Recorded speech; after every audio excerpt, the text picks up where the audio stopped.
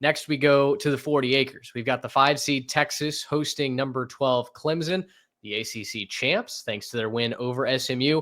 This is Saturday afternoon, 3 p.m. Central, again on TNT. And guys, I wrote about this as well. When I picked Clemson to win the ACC championship game, I did not pick them to go down the path that they did. The Dabo experience this year was all kinds of roller coasters. They get destroyed by Georgia. They get really embarrassed by Louisville on their home field. Seem like they maybe figure out some offensive things, and then, oh man, they get held to 14 against South Carolina in the season finale. They have to go then win the ACC championship game just to get in as the 12 seed. They're taking on a Texas Longhorns team that has looked complete all year long, except for their 2 games against the Georgia Bulldogs, where it felt like multiple missed opportunities and turnovers were the story of the game there. I wrote that the lazy take here is that Clemson has looked bad against anybody with a pulse, the SMU game excluding, and because Texas is an upper echelon team, that they're going to win by 2 scores. That's what you're seeing from a lot of folks kind of around the country, that this is the least interesting of the 4 playoff games. And then you listen to some of our social circle. You listen to the Walk On Red Shirts podcast. I know that Always Talking Ball certainly is maybe going to give Clemson a little bit of run here. And there's a lot of people that are starting to pick Clemson just kind of for the fact that, well, Clemson's dangerous. The best of Clemson looks really good. And if they catch Texas on the right day, maybe the Tigers and Cade Klubnik going home. That's a storyline drawn up in Hollywood. I'll throw it to you guys first. Your initial leaning when you saw this matchup, where did you go? Did you instantly give it to Texas, or did you have to think about it?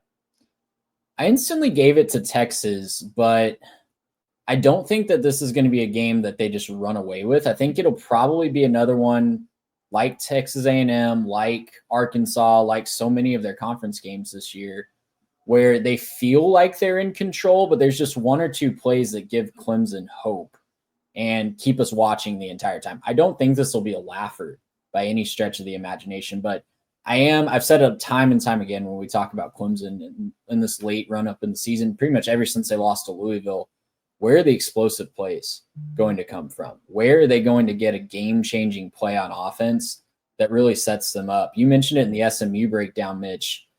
They got out to that big lead against SMU because of turnovers and because of some really fortunate situations in that first opening 10 minutes of the game. If SMU can go back and replay that, that might not be a close game in favor of SMU. So I think Clemson will keep it close, but it'll be more because Texas has just failed to capitalize on big opportunities and big moments this year. They keep the game under control, but they keep it way more interesting than they need to. And I think we'll see that again. Yeah, for me, when I saw this matchup, my first thought was, oh, man, Texas fans have got to be pissed, right? Because, I think a lot of them were thinking, oh, we'll get SMU, and SMU's a little bit maybe down on the talent. They haven't been there. Maybe the moment gets too bright. We can get to them in Austin, blah, blah, blah. And then, my next thought was just kind of like, man, if Clemson shows up, Texas is in real trouble. Because when Clemson's looked good this year, they've been a very good team. And a lot of the stuff that they do, I think plays well when they're playing well, right? If they're showing up, Cade Klubnik looks good. He's able to sling it around. I think he can get the ball behind the defense. I think they can keep Texas off balance if they show up well. Now, when they don't show up, it's a major problem, and there's a real issue with Clemson not showing up in some of these big games. But guys, for me, it has a lot more to do with Texas having not really convinced me yet. They've looked really good in certain phases. They've looked really good 4 points in time, but just kind of going back through the schedule, like they just lost to Georgia. It's a very good Georgia team, but they did lose to a backup quarterback.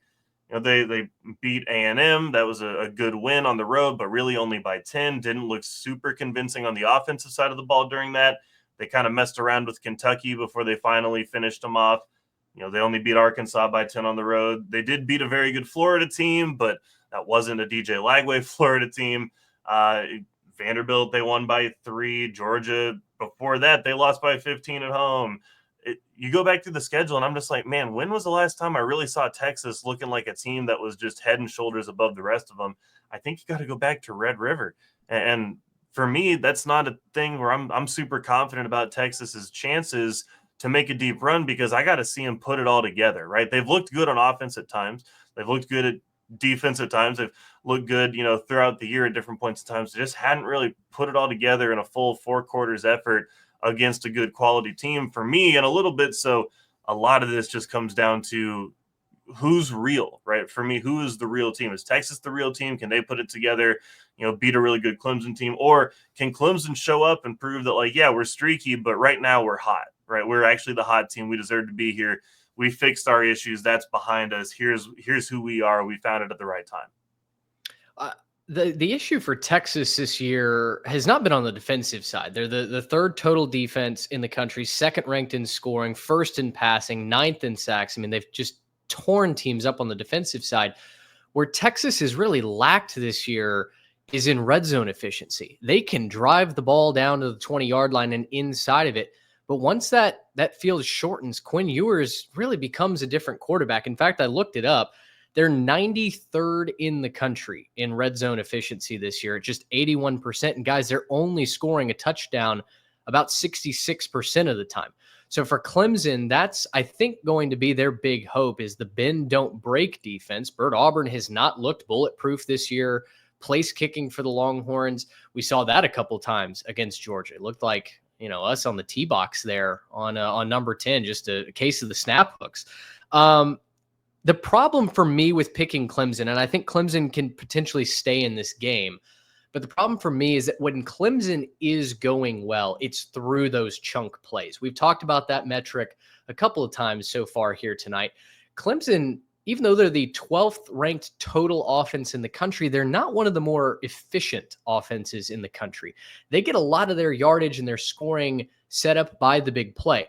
The problem is Texas doesn't give up the big play at all, guys. They've given up 40 plays of 20-plus yards all season. That's it. Clemson, on the other hand, has given up over 120 plays of 20-plus yards. For me, Texas and statistically, they're an average running team. We saw what they can do against Texas A&M when they stretch the field, right? Those wide receivers with the post, double moves, etc. Quinn Ewers was able to deliver the ball on a dime down the field, and then they were able to run the ball off of that. You can swap those as well. The run set up the pass. But for me, the playbook was completely open in College Station. Georgia's defense took away the running game, and they made Quinn try and beat them, and that was just something that he wasn't able to do. Unfortunately for Clemson, that's not their MO. They're 73rd in rush defense. So if you can't take away the line of scrimmage from Texas and force Quinn to beat you with his arm, I'm struggling to find an advantage that Clemson has here over Texas, not to mention that they're going on the road. The Cade Klubnik storyline is amazing, and I'm rooting for the kid. I think going back to his state champ at Austin Westlake, I think that's amazing. I hope he gets a great reception. Knocked off Quinn Ewers in that state championship game. He did, and dominated Quinn Ewers. But I'm going to take Texas in this one, 31-21. I think Texas's defense controls Clemson for enough of the game where the Longhorns can either get a lead or claim it late. I'll take the home team. Is it safe to say, guys, that this game will be as close as the number of Texas turnovers allows it to be? Because Clemson does take the ball away at a very high rate. I think they have like 26 takeaways this year, 25 interceptions. Yep. Yeah, 15 interceptions. And Texas has given the ball away 22 times this year. So I think that might tell your whole story of your game, not to oversimplify it, but Texas being able to take care of the football might be the only path to actually running away with this one. If they play like they have most of the year, then it's not going to be a runaway situation. Yeah, I've been wishy-washy on what I think the final result's probably going to end up being in this one. For me, if good Clemson shows up, I probably pick them 2 or 3 times out of 3. If it's Texas, showing up and Clemson shows up as kind of the bad team that they have been at times, I'm picking them no times out of 3 because I think Texas is good enough to take care of bad Clemson. I'm kind of wishy-washy on this one. I've kind of been sitting here, but then I realized that I said I felt good about the over for the 1.5 upsets on the weekend. I hadn't picked an upset yet. So I think I'm going to go ahead and go with Clemson to take this upset just so that my math works out there. I do think that the scenario here is Cade Klubnik just plays hero ball. He's been fantastic. He's got 40 touchdowns on the year between, throwing and running. He's only thrown 5 picks. Quinn Ewers, kind of on the other side of it, thrown 9 picks this year, only 25 touchdowns. Comparatively, Cade's the better quarterback here. I think I trust him to be the better quarterback right now. And, when everything's kind of going wrong and when everything isn't working out, I'll take Cade Klubnik to figure it out and get over the top. So when you say good Clemson can beat Texas, you said 2 or 3 times out of 3. Is that what you said? Yeah, it's something like that. It's 2 or 3 times out of 3. I'm not exactly obviously this isn't exact sciences or math or anything like this. I just think if we give them a 3-game series, if Clemson shows up and is very good, they're beating them 2 times, maybe 3 times. Okay, so tell me why though. Like when you say good Clemson, what does that mean? That's the Clemson where Cade Klubnik's slinging it, man. Like it's really not a whole bunch of big statistical breakdown. It's just looking at the film and realizing like when Cade is slinging it and he's feeling it, he gets in that zone. Like we all anticipated, again, going back to the high school days, like we all anticipated Cade was going to have an awesome career, and he kind of had a little bit of failure to launch the first little bit of his career, but man, he is just rocketing out of the gates here. And I see a quarterback that's playing with a lot of confidence. I see a quarterback that's playing like he's got nothing to lose. And the thing for me this year was I expected Phil Moffitt to be so much more of their offense. He's got 1,100 yards rushing. That's not nothing by any means, but he's only ran the ball 214 times for a workhorse, like stallion type running back. It's not that many rushing attempts. And so while he's certainly a big part of the offense, and I do think he'll be a real tool for them, they've really just taken Cade Klubnik and said, this is you. Like, this is the Cade Klubnik show. We're going to find a way to make you shine.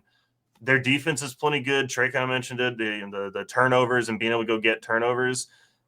If they're going to be able to get a couple of turnovers, if they're going to be able to stop Texas in the red zone a couple times, if they're going to be able to, if there's going to be a couple missed kicks from Auburn, I just kind of start to sit here and say, I think I trust Cade Klubnik to put this ball in the end zone a couple of times, whereas I don't necessarily trust Quinn or, if it's Trey Wisner getting it going or whoever it is having to make a play in that red zone.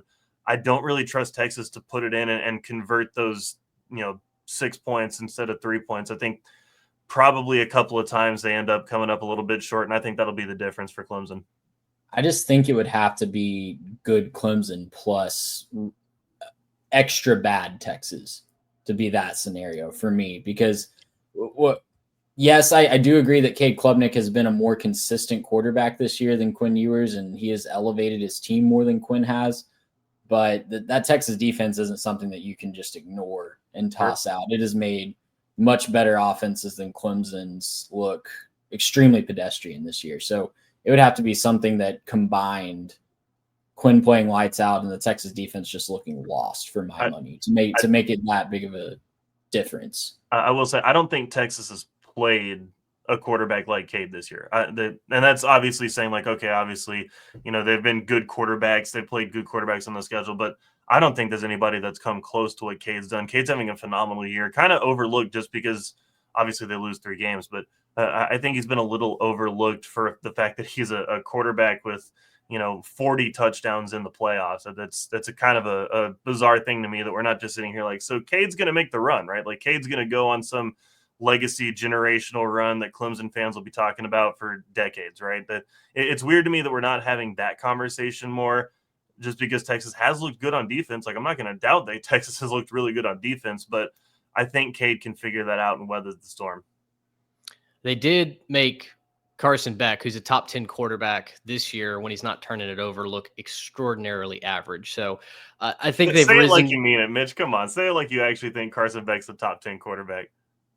Well, when he's not turning the ball over, his numbers speak for themselves. There are a couple of ifs in there for me. I was like, I don't know, man.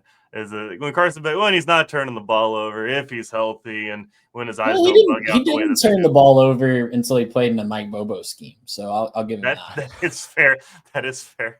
And Beck's turnovers are isolated to a five game stretch, right? So, yeah. I mean, I don't think he's an NFL prospect, but from what he's done in college this year, I think he had he was 7 of 13 for 660 yards, something like that, in the first half before he got hurt. Mm-hmm. I'll say this. I think out of all the teams that are waiting in the quarterfinals, obviously, I think traditionally you would say, yeah, I would prefer to see the lower seed. Arizona State awaits the winner of this game, and they do not match up at all with the Texas Longhorns. If they get Clemson, though, if Clemson is able to pull off a miracle run, and Cade is able to go Superman in Austin, Arizona State is going to be flipping back handsprings, because then you're going to have a matchup between two teams that really don't play a lot of defense in a phone booth. It's a lot of big plays, and okay, can we get how many yards out of this chunk play can we get? That might be just a boat racing from both sides, an absolute sprint. So we'll obviously wait and see who we get in the second round. I think Arizona State, though, out of the 4 teams waiting, is praying that Clemson is able to get through here. Gracious him! How about that?